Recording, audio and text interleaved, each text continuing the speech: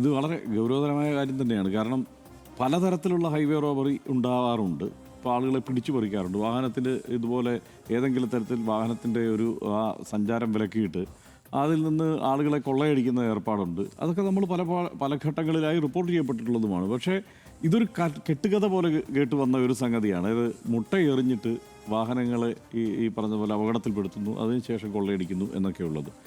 അത് ഞാൻ വിശദമായി നമ്മളൊന്ന് പരിശോധിച്ച് നോക്കുമ്പോൾ അത് നിരന്തരം സംഭവിച്ചുകൊണ്ടിരിക്കുന്ന കാര്യമല്ല. പക്ഷേ ആളുകൾ ഇതിന് ശ്രമിക്കാറുണ്ട് നിരന്തരം.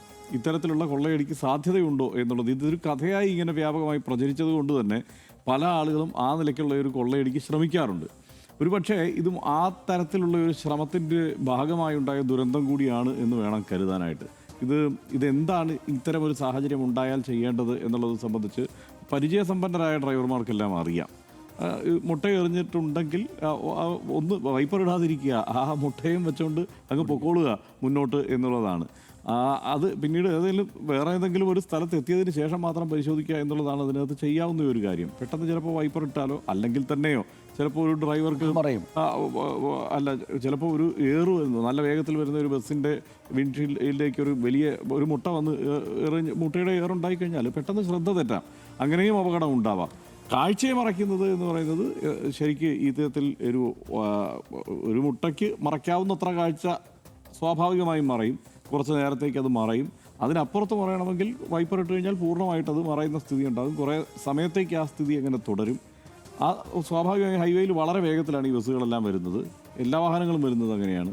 ലൈൻ മാറിപ്പോകാം, അപ്പോൾ സ്വാഭാവികമായിട്ട് ആക്സിഡൻ്റ് ഉണ്ടാകും. ഈ ആക്സിഡൻ്റ് ഉണ്ടാവുന്ന വാഹനങ്ങളിൽ നിന്ന് മോഷ്ടിക്കുക എന്നുള്ളതാണ് ഇവരുടെ ഒരു രീതിയായി കണക്കാക്കപ്പെടുന്നത്. അങ്ങനെയാണ് ഇതുവരെ വന്നിരിക്കുന്ന റിപ്പോർട്ടുകളിൽ നിന്ന് മനസ്സിലാക്കാനും കഴിയുന്നത്.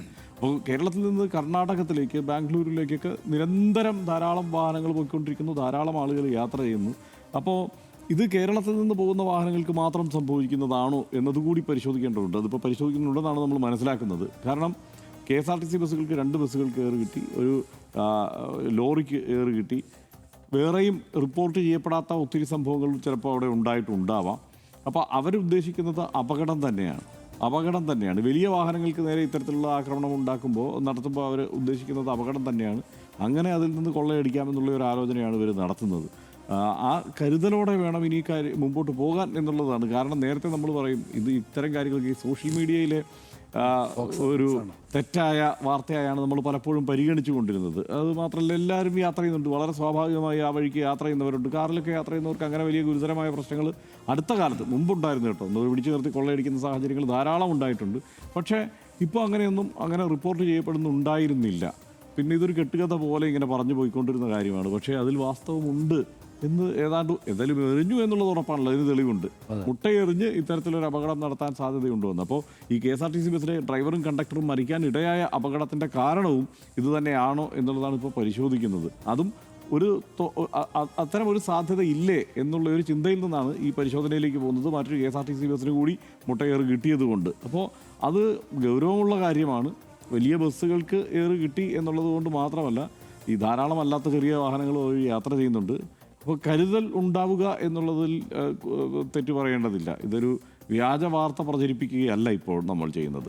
നമ്മൾ ഒരു വാട്സാപ്പ് യൂണിവേഴ്സിറ്റിയുടെ നുണപ്രചാരണം എന്ന നിലയ്ക്കല്ല ഇപ്പോൾ ഇനി കാണേണ്ടത്. കാരണം കേരളത്തിൻ്റെ സംസ്ഥാന സർക്കാർ കർണാടക സർക്കാരിനോട് ആവശ്യപ്പെടുന്ന തരത്തിലേക്ക് ഇത് വളർന്നിരിക്കുന്നു. അപ്പോൾ പിന്നെ ആ നിലയ്ക്കല്ല നമ്മളതിനെ കാണേണ്ടത്, കുറേ കൂടി ഗൗരവത്തോടെ കാണണം.